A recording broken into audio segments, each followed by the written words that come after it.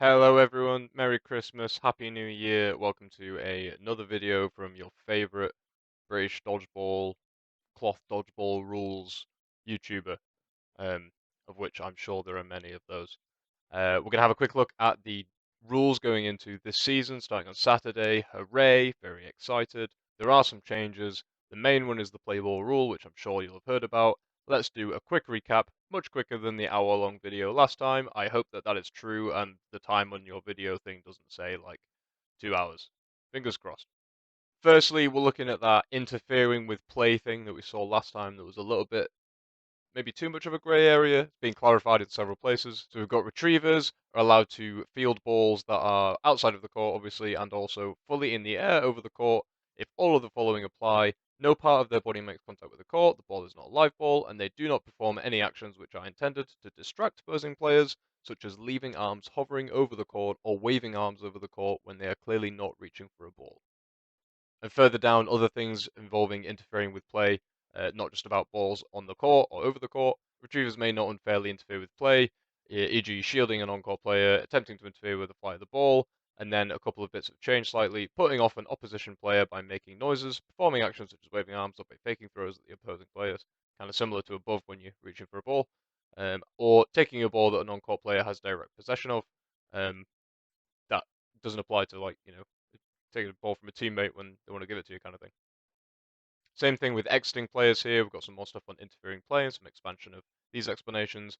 No shielding of players, deliberately interfering with the flight of a ball, obviously, deliberately making contact with a non-live ball while exiting the court or joining the player return queue, i.e. you can't be a retriever when you're leaving the court. Don't touch the balls. Deliberately delaying the exit from court to prevent an opponent from gaining possession of the ball. I think that would be like body blocking them, standing in the middle with your hands up, and they can't get to the ball on the other side of you. It makes it more difficult for them. And putting off an opposition by play by making noises, performing actions such as waving arms, or by faking throws at opposing players. And finally, on returning players, we have a bit of an expansion there. Again, shielding, again, flight of a live ball, contact with a non-live ball, and putting off an opposition player, all the same as with exiting players. We have some updated rules around catching and blocking, which relate to each other. Catching first, if you get hit in the chest by one ball and it goes up in the air, and then a second ball comes in and hits you, obviously you're out. But what if you catch that second ball and then catch that first ball that hit you? That's been a little bit of a grey area, especially around certain situations there. We've got some more explanation here to solidify like what should happen in that situation.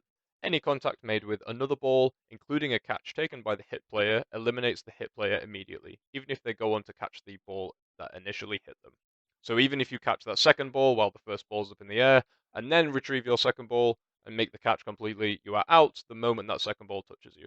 And then similarly for dispossessed players in blocking, the dispossessed player must regain control of the balls previously in their possession before any of these balls make contact with any surface or other player in order to avoid being eliminated.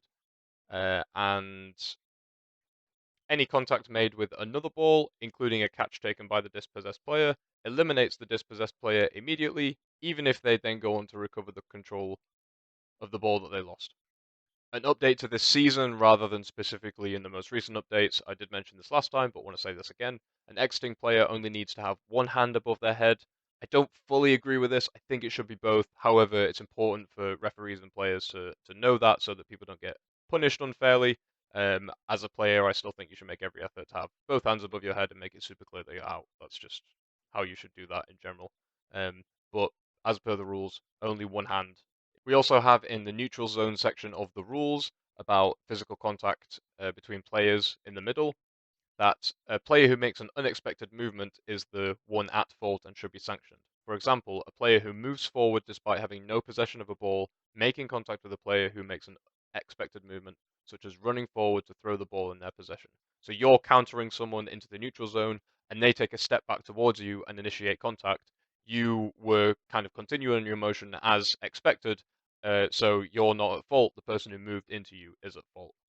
And then also similarly, specifically for headshot related rules, um, moving towards a thrower when already in close proximity with no ball in possession and kneeling down is under the unsportsmanlike or unsafe behavior from the target will not be tolerated and will be sanctioned accordingly. So this is more specifically about headshots, which is why it is talking about kneeling down. If you were to step or roll or dive into someone, then that is covered in the neutral zone section above and will be sanctioned like that. This is talking more specifically about when someone is chasing you down, you drop down to your knees in what the rules is trying to say in an attempt to gain a headshot. So, in an attempt to get the other player punished for headshotting you, what the rules are kind of explaining here is that it's not the thrower's fault if you make a sudden movement and drop to your knees and then get hit in the face. Uh, the way this reads to me is that this would be a blue card if you drop down in the neutral zone to your knees when there's a player about to throw at you from very close range. I don't fully agree with the logic there, but that is what it says. This might take a little nuance from the referees to understand when a player is clearly just trying to go for a catch and putting neither play in danger, um, and when they are maybe intentionally trying to get a headshot out of it. That's kind of the grey area that I understand. So the referees have a way to say you were trying to get a headshot, therefore a blue card to you, or you were going for a catch and no one was at risk by that movement, so it's okay. That's my opinion, not necessarily how that's written. And then only a couple more big rules to go. I think the turnovers one is going to be quite relevant. First of all, as we've discussed before, if a team false starts, then that's just a turnover. You don't reset with the balls in the middle, it's just a turnover. And then also, as we have seen last season, the time doesn't stop for a turnover, but that was all a bit of a grey area because what if teams are losing time at a key moment because of a turnover? That's not exactly fair. Um, and especially with it being a false start as a turnover, that's going to happen a lot more. So what do you do when that's like, the final set of a game? So that's being worked on and expanded in the rules here. For turnovers, although players suspended, the set timer, match timer, and all sanction timers should continue unless one or both of the following is true. There is less than 30 seconds remaining in the current set, or there is less than a minute and a half remaining in the half. So that gives the referees a nice empirical number to stick to for whether or not they stop the timers. If you get down to that time, pause it on 1 minute 40 and the time thresholds listed above pass before play restarts, then timers will be stopped when the threshold is reached. So you restart it at 1 minute 30. Sorry, just grabbing the picture for the thumbnail for the nice clickbait YouTube video. Huge drama in dodgeball, Playball rules gone mad.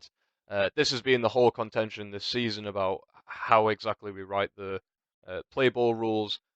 People not happy that we're changing it at all because it felt good in the previous seasons. I would disagree with those people because I think it was inconsistent and not followed to the rules. And that's kind of okay. Those referees, I think, they're doing it the way that it felt like it should be done, and most players agreed with that, apart from some instances, probably like one every 2 games or something. You'd have a moment where you feel like the referee maybe screwed you because of the timing of the play balls, because they had no solid rules to do it. Like the solid rules that were there were not really how it worked in reality. So anyway, a quick recap.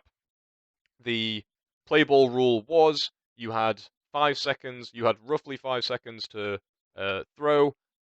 If you don't throw after the 5 seconds and you look like you're about to throw, you had 1 to 2 seconds to then make an attack.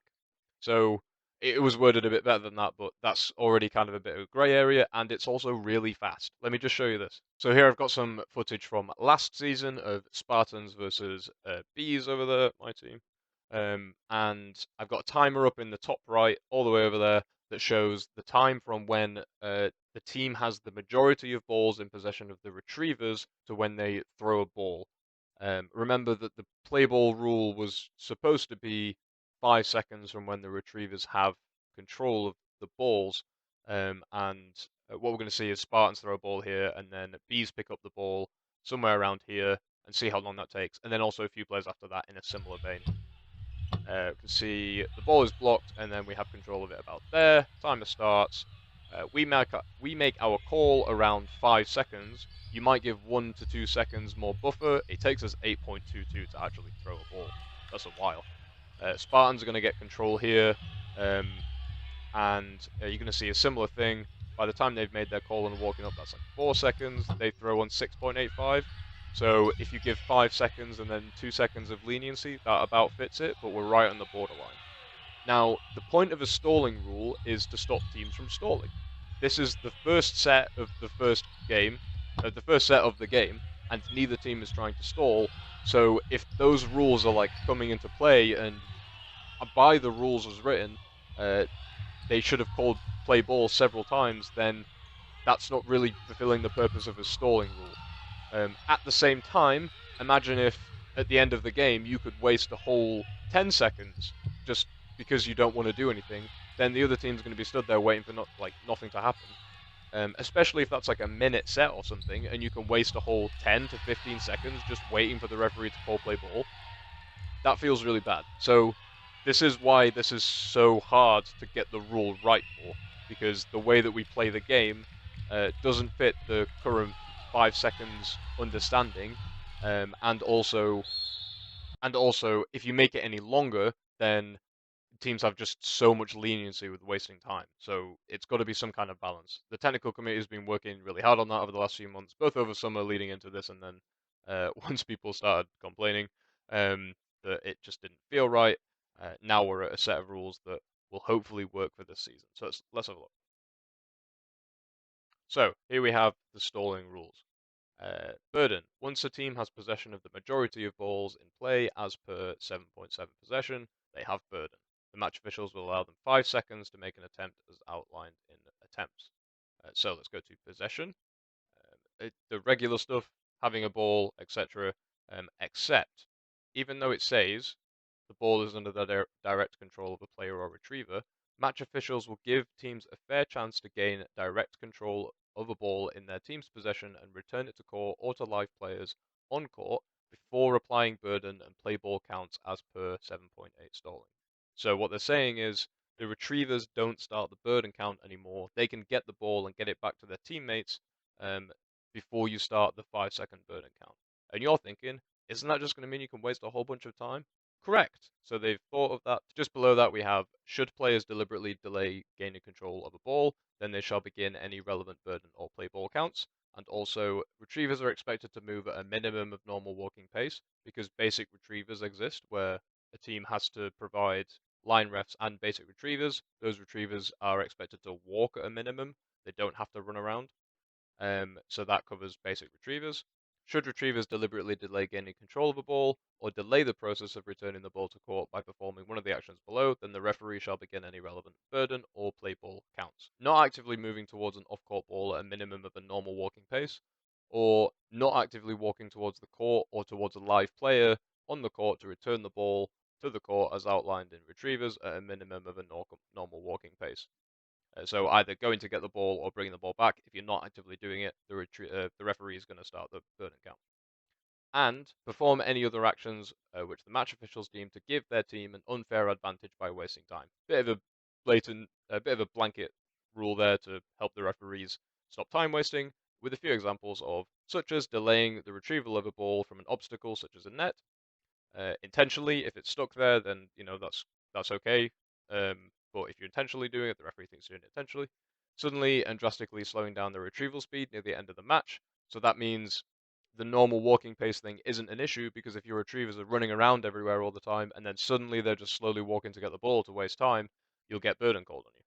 Great. Or strategic positioning of retrievers so as to extend the retrieval process. Before this was put in here, we were thinking about putting both the retrievers up near the midline would be possible, so that when the balls went into the back net, it'd take them longer to go get them, and they were walking there. But with the drastically slowing down rule and positioning of retrievers, that kind of covers that as well. So you can't really take advantage of this. Hopefully, people might find loopholes and a way to do it, but I think this should cover it. I can't think of anything ridiculous. So then back to stalling. Play ball. If the referee's burden count has expired and the team in question has not made an attempt and does not appear like they will make an attempt in the next 2 seconds, then officials will call play end balls. So you've got that 5 seconds and then 2 seconds more leniency, which is indicated as below. Referees should not call play end balls if the team appears like they will make an attempt in the next 2 seconds, e.g., are in the process of a throwing motion, or few steps off throwing. Referees should signal to a team that their burden time has expired, but they are giving this 2 second allowance by holding out a closed fist. So now you'll go, when the teams get the balls on the court, you'll go 5, 4, 3, 2, 1, 0, 1, to Playball, something like that.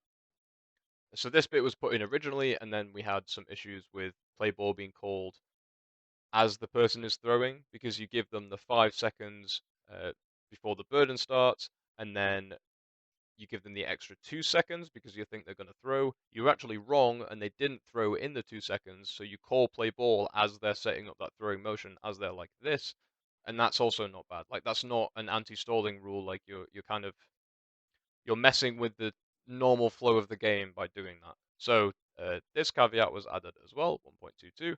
If the team has not made an attempt after the additional 2 second allowance, then the referee should call play end balls immediately. If any players have clearly begun a throwing motion defined by their throwing arm moving towards an active opponent, at the point at which the 2 second allowance expires, the referee should allow the throwing motion to be completed, defined by throwing arm stopping, moving towards an opponent, before calling play end balls if so required. So you get to the 5 seconds, you give them 2 more seconds, you got it slightly wrong and they weren't actually going to throw in that time, and they're in that throwing motion, you let them throw that ball and that's fine. If they throw a fake, then you call play ball. So that was the final addition added just before Christmas. We've not played any tournaments or anything with that rule. However, from the conversations I've had, everyone's kind of a lot happier about it. Seems like this should be fine. I don't think, and I don't think the technical committee thinks that this is the perfect version of the play ball rule. However, we're so close to the start of the season now, for one, that it would be, um, I think, a bad idea to change it. We need to kind of play with the version that we've got and see how it works. And I also think that this is good enough that it will mostly fit how we've played it in previous seasons, but now with more understanding from the players and referees that we're doing it like to a set of rules, and it's a bit. I think there will be less like where's the play ball because hopefully the players will understand like uh, exactly how the rule is being applied, or the players can fairly go to the referee and saying I don't think you're applying the rule right, whereas previously no one was really applying the rule right. So maybe over summer we can think of a better way to do it. Maybe in 10, 15 years we can do it with shot clocks like basketball and it'll all work perfectly and be much better.